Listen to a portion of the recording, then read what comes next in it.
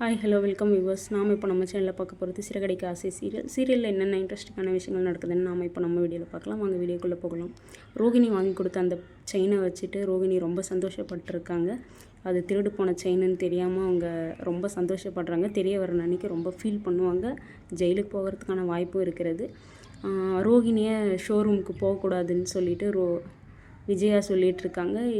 இது மனோஜ் எதுவும் கேட்குறதும் இல்லை, ஒன்றும் இல்லை. அவர் பாட்டுக்கு ஷோரூம் கிளம்பிடுறாரு. ஷோரூமில் அவங்க ஃப்ரெண்டு கேட்குறாங்க, ஏன் உங்கள் வீட்டு ஒய்ஃப் வரலையா? அவங்க வந்தால் தான் சேல்ஸ் நல்லா நடக்குது, ப்ராஃபிட்டும் நல்லா வருது அப்படின்னு சொல்லிட்டு மனோஜ் சொல்கிறாங்க. அது எனக்கும் தான் தெரியுது, ஆனால் அம்மா விட மாட்டேன்றாங்க. நான் அம்மா சொல்கிறத தான் கேட்பேன். ரோகிணி கடைக்கு வரக்கூடாதுன்னு இருக்காங்க. இப்போ சாப்பாட்டுக்கெல்லாம் என்ன பண்ணுறீங்க கடைக்கு வந்துட்டா அப்படின்னு சொல்லிட்டு அவங்க ஃப்ரெண்டு கேட்க மனோஜ் சொல்கிறாரு, நாங்கள் 2 பேர் இருந்தப்போ வீட்டுக்கு போயிட்டு வருவோம். நான் போயிட்டு வரும்போது அவள் ஷோரூமை பார்த்துப்பா, அவள் போயிட்டு வரும்போது நான் ஷோரூமை பார்த்துப்பேன்.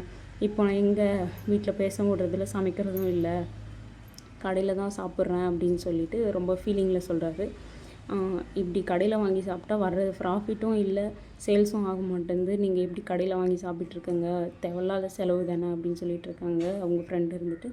மனோஜ் ஆமாம், தேவையில்லாத செலவு தான், ஏன் என்னால் பார்த்துக்க முடியாதா? என்னாலும் பார்த்துக்க முடியும், ஏன் ரோகிணி வந்தால் மட்டும்தான் சேல்ஸ் ஆகுமா அப்படின்னு சொல்லிட்டு ரொம்ப கோவமாக பேசிகிட்டு இருக்காங்க. இந்த டைரக்டர் ஏன் ஷோவை இப்படி எடுத்துகிட்டு போகிறாருன்னு தெரியல. ரோகிணி இருந்தால் தான் கடை ஓடுமா? ஃபுல்லாக நெகட்டிவ் ரோலை கொடுத்துட்டு இப்போ அவங்களவே பாசிட்டிவாக காட்ட பார்க்குறாங்க. பார்க்கலாம் ரோகிணி ஷோரூமுக்கு வருவாங்களா, இல்லை இப்படி இருந்துருவாங்களா? விஜயாவோட கோவம் குறையுமா செயின் கொடுத்ததாலன்ட்டு அடுத்தடுத்த வீடியோவில் பார்க்கலாம். இந்த வீடியோ உங்களுக்கு பிடிச்சிருந்தால் லைக் பண்ணுங்கள், கமெண்ட் பண்ணுங்கள், சப்ஸ்கிரைப் பண்ணுங்கள். முடிஞ்சால் அந்த பெல் பட்டனை ப்ரெஸ் பண்ணிக்கோங்க.